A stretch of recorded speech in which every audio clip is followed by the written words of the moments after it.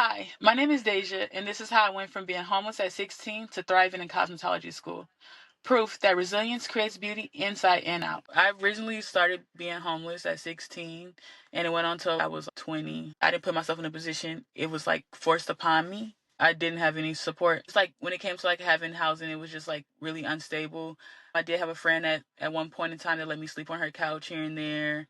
But that stuff came to an end and I had to figure it out on my own, and that was very challenging because it's like I'm 17 and I don't like know where our next meals come from, which also caused me to get incarcerated.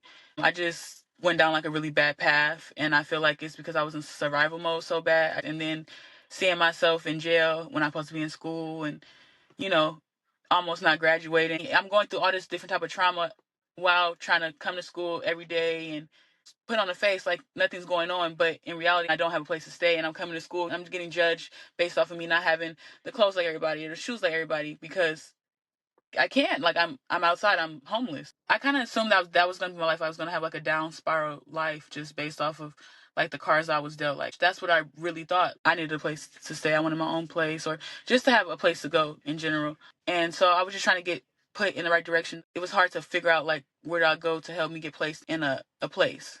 But then after that, I got a phone call telling me, hey, they ran down the amount of money and how this was a support. Just, I never really had like good stuff happen, for me. So I'm just like, it would just felt like this isn't true. This is probably like they're just playing. Direct cash transfers helped me in a time where I needed it the most because I was struggling. I didn't know where my next money was coming from. I didn't have a job. So it really gave me like a bit of a nest at the time that I needed it. When you come from sleeping in a car or couch surfing or outside, just having something that you can stick a key in and know it's yours and have that security. I think that was the best thing for me.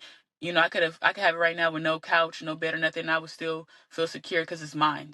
I can get up and go and know I have somewhere to come back to, and that makes me feel safe. Direct cash transfers, it's been a good experience all the way out, all the way through. I use that money to move in and just sustain bills. It helped me to, get some stuff for my place and have something extra until I was able to get it back on my feet.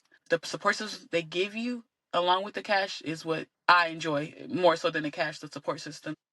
Being a part of a program where you can reach out and ask for help and actually getting the help and they actually want to help you and they try their best and their hardest. I think that's something that I really appreciate about the program. It gives me freedom to think about my cosmetology license and going forward and being an entrepreneur. I want to have a lot of good things. I want to be a business owner. I want to give back to my community and I want to make a difference. A lot of bad stuff happens due to poverty and not having enough. Having income in a youth's pocket help to lower incarceration. When youth have income, we are less prone to do bad things. For a lot of youth, including me, direct cash transfers help tremendously. It's helped me become stable. It's helped me to do better in life. I always wanted to do something that helped people, but I never really knew like what it was going to be. The more I got older, and then I just started getting like more so into hair and like makeup and stuff because when I was depressed, when I got my hair done and my makeup done, I felt so beautiful and I didn't feel as down as I was before. Just trying to find positive ways because if you don't find positive ways, you will drown in your sorrow. I just feel like when you look good, you feel good, and I feel like you do better.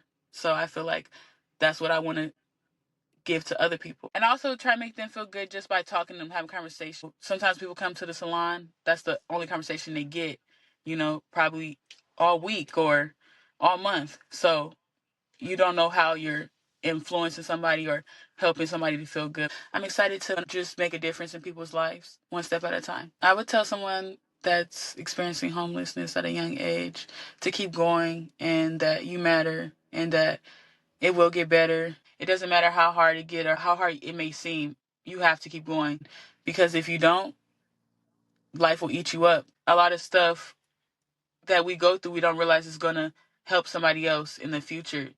You're going to change the world too. Whatever you've been through, it's going to encourage somebody. It's going to influence somebody and you're going to make a difference. And you have to decide if you're going to be tired of repeating the same cycles or if you want to change, like where do you want to see yourself in life? And for me personally, I want to see myself doing way better. Doors that I didn't know could be open are possible to be open. And just because of what you've been through, it doesn't stop you from getting to where you need to go. Sometimes it'll help you get to where you need to go. So I'm grateful that I kept going, because look where I'm at now. It was not possible without God, and God brought me through my storm.